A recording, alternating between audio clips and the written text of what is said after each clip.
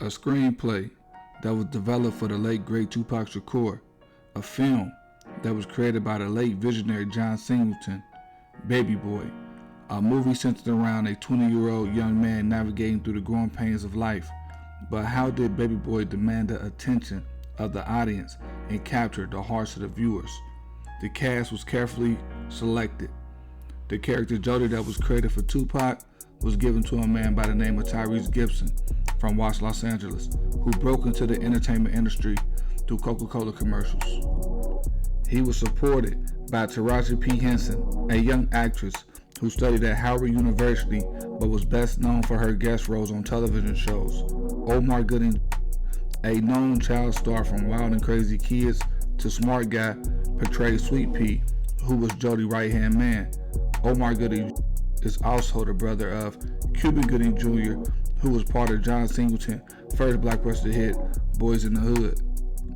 The cast also consisted of Vin Rhames and AJ Johnson, and they was the most experienced actor and actress on the set. Also, Calvin Brothers Jr., who we know as Snoop Dogg, had a small role playing Rodney. While filming, John Singleton would have the actors and actresses perform exercises while in character. These exercises led to fights and some romance off the set, but it gave birth to authenticity to the comedy drama. It's rare to hear someone say they saw the movie Baby Boy only once. Maybe BET had something to do with that, I don't know. But I do know the movie is loved and appreciated by many. It's considered to be timeless. Over time, your perspective changed on characters. When I was younger, I viewed Melvin as a villain, but when I watched this movie as an adult, all I see is Melvin trying to help guide a misinformed young adult. But don't get me wrong, Melvin still had his moments and his issues when he was out of line. But how did Jody become misguided? Could it have been due to the boiling frog syndrome? The boiling frog syndrome is a moral fable that states if you put a frog in boiling water, it will immediately jump out of the pot to save itself. But if you put the frog in comfortable water and slowly increase the heat, the frog will not be aware that it's being cooked until it's too late. I want you guys that's watching to keep the boiling frog syndrome in the back of your mind right now, because John Singleton sneaks conditioning in over the audience head. And if you really pay attention to it, he'll actually show you how conditioning shapes habitus. And I know y'all saying right now, Juice Bar, what is habitus? So habitus is a concept that was coined by the French sociologist Pierre Bourdieu. Pierre Bourdieu stated, habitus is a collective but not individual system of internalized structures, schemes of perception, conception, and action common to all members of the same group or class.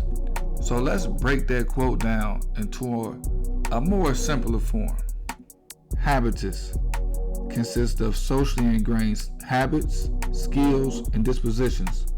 It's a way that individuals perceive the social world around them and how they react to it. The norms, values, behaviors, and attitudes are formed through the unconscious mind by a way of conditioning. Before I get into the forms of conditioning, here's a surface level example of habitus. Steph Curry. He shoots the basketball so well that it appears as instinctively. It looks as if he's doing it without thinking, but in reality, it's a learned skill that took thousands of reps to master the body mechanics to shoot a jump shot the way that he does. Now, let's move to conditioning. The two conditionings that can be seen in the movie are classical conditioning and operant conditioning. Classical conditioning was discovered by Russian physiologist Ivan Pavlov. Classical conditioning is a type of learning that happens unconsciously. It consists of a neutral stimulus, unconditional stimulus, unconditional response, and a conditional response. While operant conditioning, also known as instrumental conditioning, was discovered by behavioralist B.F. Skinner. Operant conditioning is a method of learning that employs rewards and punishment.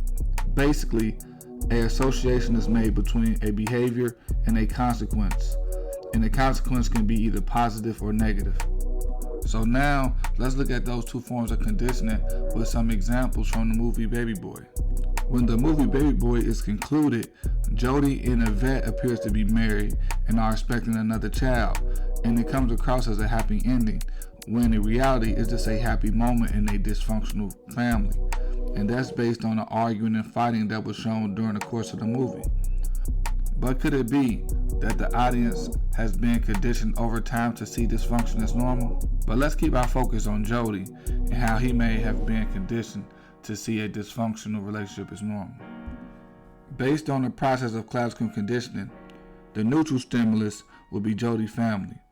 The unconditioned stimulus will be Jody seeing his father and mother, or mother and her boyfriends constantly arguing, and that will lead to the conditioned response for Jody to view and to believe that constantly arguing in a relationship is normal behavior.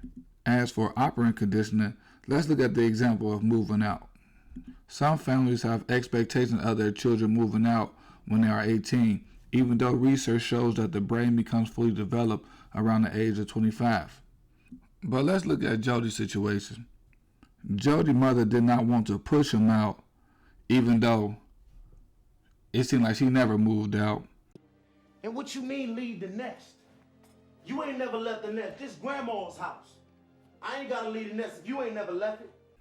But she ain't really want to push him out until he got into the altercation with Melvin. But before that, she was shaming him as a man along with Yvette, Melvin, and Rodney. You're not a baby no more, Jody. You need to grow up. Why are you so afraid to grow up and be a man? Leave the nest. I am a man. This Jody? The Jody that got my boo pregnant and can't take care of his responsibilities as a motherfucking man? Living at your mama house? Running around on the streets like a little ass boy? I'ma have me a man, boo-boo. A man who wants to be with me and my baby and have a family. A real man, Jody. Not some little boy who still want to live at home with his mama. He need to hear this. Now, I keep quiet around here out of love and respect for your mama. But you need to grow up and be a man. You know what your problem is, baby boy? You got shit all twisted. You got an Oedipus complex. You want your mama to be your woman, but this is my woman. Okay, man. Yeah. You say you wanted a man at the house. I guess you happy now, huh? Jody had the fear of moving out because he still was dealing with the trauma of his brother's death, because when his brother was kicked out of the house, his life was taken. And Jody was still dealing with the trauma of that. He still had fear about that because he thought that was going to happen to him. In conclusion, Baby Boy was a great movie that was beautifully pieced together with a talented cast under the direction of John Singleton. But like Jody and Yvette, who may have been conditioned to see their dysfunctional relationship as normal, may go beyond the screen to the viewers who identify with them. One must ask, are we being conditioned? Are we the frog in the water, not knowing we're being boiled? In society, viewers in front of the screen are told when to laugh with laugh tracks, instructed when to applaud, and with the manipulation of music directed to feel sad. Is this why children who grew up in suburban communities want to associate with tough neighborhoods? Is this why it is seen as gangster to kill your fellow man? Is this why designer clothes are sought after? We cheered when Jody and Yvette showed us that they were married, even though we watched their destruction throughout the film. We said that Melvin came through for Jody after Rodney was removed, but in reality, we may have been on both sides of the situation and know the pain that Rodney's family was going to experience. They say art imitates life, but one must ask themselves, does art influence reality? That's an answer you'll have to figure out on your own.